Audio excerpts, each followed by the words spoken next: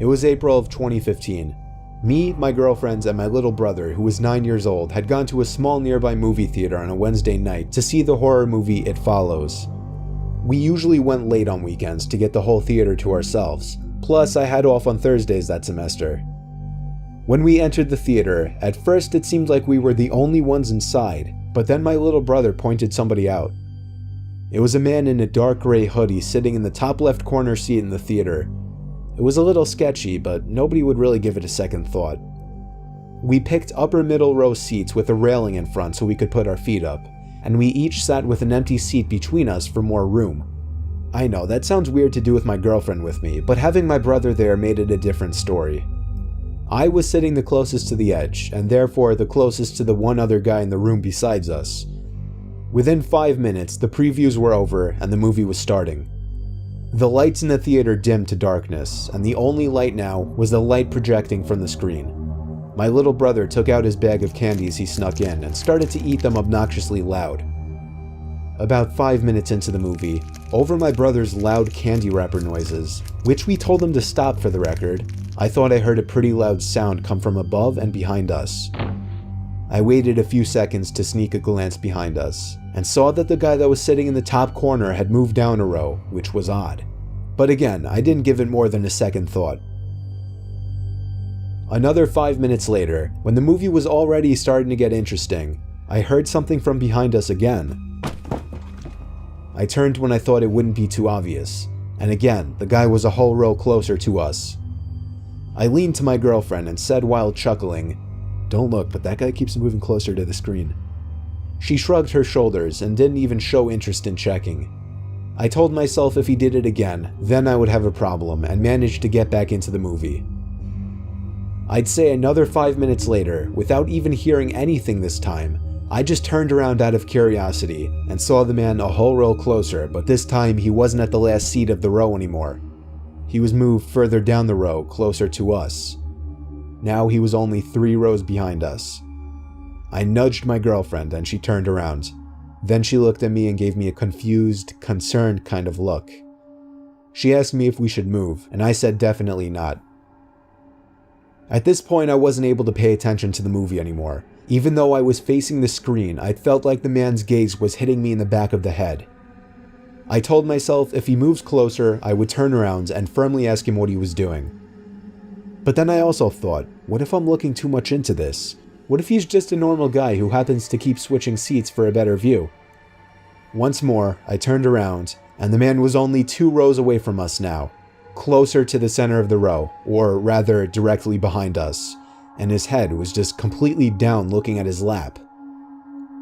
I didn't even bother to check what he was looking at. He could have been looking at nothing. I literally opened my mouth ready to say something, but I was just too much of a coward. I was only 16 last year and pretty skinny. My little brother got up during a slow part of the movie to go to the bathroom. About a minute later, I turned to see if the man had gotten closer again, this time actually ready to say something. But I was shocked to see nobody behind us. It was completely empty. I told my girlfriend, and she said good.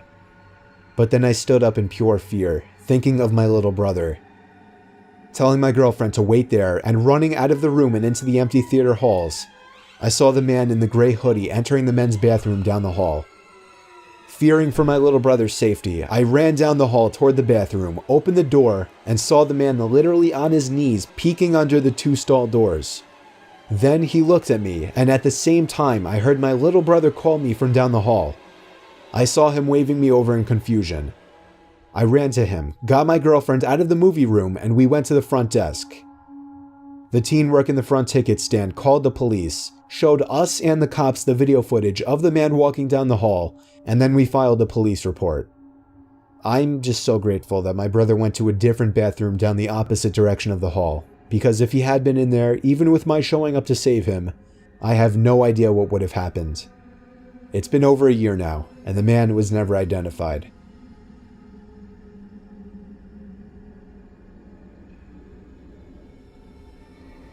Back in 2008, Cloverfield was one of the biggest movies of the year, and I desperately wanted to see it. Most of my friends had already gone to see it, which upset me given that I didn't want to be seen going to the movie theater alone. However, I didn't have work or school on Thursdays, so on Wednesday night, I figured I could get away with going alone to one of the small theaters nearby with a screening of the film at 9:30, since I knew it would be quiet. Well, I showed up, bought a ticket, and immediately realized the entire building was dead. I entered the theater, and much to my surprise, there was not a single person in there. There were 2 large sections of seats in the theater. I sat in the bottom row of the upper section, which was seated just behind a tiny wall. During the quiet parts of the movie, which were very few, I kept thinking that I was hearing something coming from behind me. It was almost like I was hearing a voice. Is someone there? Nothing. I felt like the sounds were just getting louder and closer, but I kept turning around and didn't see anyone. I felt like I was losing my mind. Eventually, the sounds became so loud that it was evident it was a crazed whispering. I was about to nope the fuck out of there, but when I got up and took one last look behind me, a figure popped up quickly from behind the seats just 2 rows up from me, arms flat to their sides and just facing me like a stiff statue. I ran like there was no tomorrow back to the lobby, where I saw nobody, not a single employee. I kept running to the car, took a few seconds to catch my breath once inside, and drove back home. I tried calling the theater that same night. I never got anyone to answer. I didn't bother the next day, and I just tried to let it go. It still freaks me out beyond imagination to this day.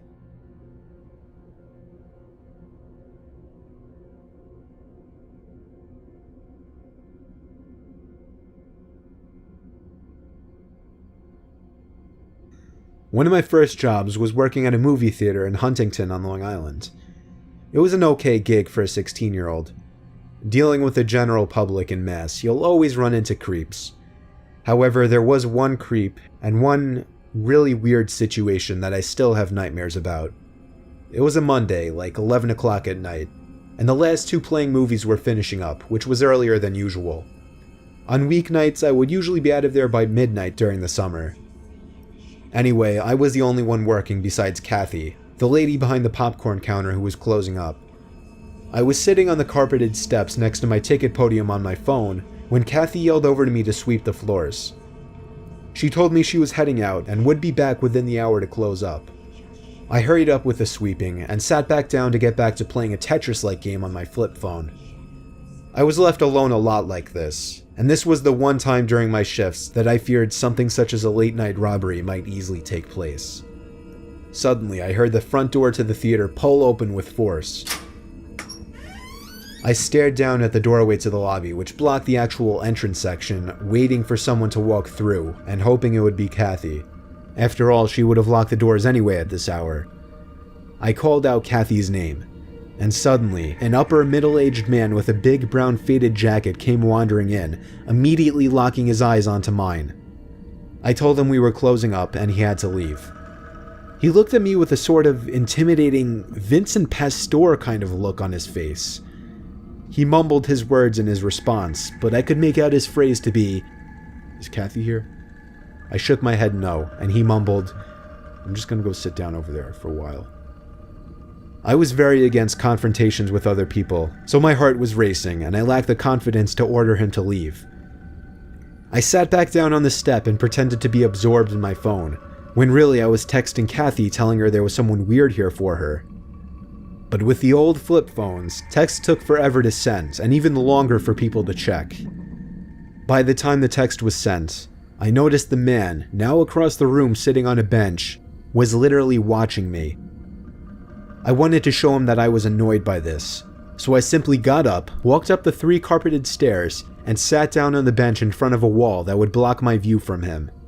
Stupid old me didn't figure this would allow him to do whatever he wanted not being within my vision. Within minutes, I realized this was dumb and went back to sitting on the step, only now the man was gone. Kathy returned around the same time that the last of the moviegoers were leaving. I told her about the guy, and she said she left the door unlocked by mistake. I spent about 10 minutes sweeping up in some of the auditorium rooms before my shift was officially over. Kathy wanted me to do one more favor before leaving. Bring the mop, bucket, and broom down into the storage den. I did as she asked, opened the door in the lobby which leads to the storage area, walked down the half flight of concrete stairs with the mop, broom, and bucket, and stopped. Behind one of the boilers, I could see as clear as day an arm tucked away in the corner. It was the man, and he was very clearly trying to hide. I pretended like I didn't notice and walked back up the stairs. I locked the door behind me and ran to Kathy. She checked the camera footage first, and this is where things got disturbing. Within the period of time that I was hiding from the man, the surveillance cameras caught him getting up and leaving the theater. Kathy seemed surprised and declared, "That's my ex-husband." I felt like my heart was starting to drop as she said this, and I was starting to put things together. I assured her there was in fact somebody down there. She took out her cell phone and dialed not for 911, but rather for her ex-husband as she left the building. I followed her, afraid to stay in the theater alone. Kathy suddenly started to panic, as it seemed her ex-husband hung up the phone on her. She then called the cops, and what she explained to them shocked and disturbed me. When she hung up the phone, she was in a panic, and she tugged me away from the building. It turned out her ex-husband arrived to the theater to get her out of there, because he had apparently run into some trouble with a guy he knew who threatened to kill Kathy for whatever messed up reason. The cop cars pulled up into the parking lot with their sirens blaring. Minutes later, they came out with some old Italian mobster-looking guy in cuffs. Kathy never showed up for work after that, and I was never able to get the full backstory out from anyone. I was the coolest guy at the theater for a while since I witnessed all of this. I just really wish I got the full story though, because it really interested me. I never saw Kathy, her ex-husband, or that random guy who potentially almost killed me had I approached him ever again.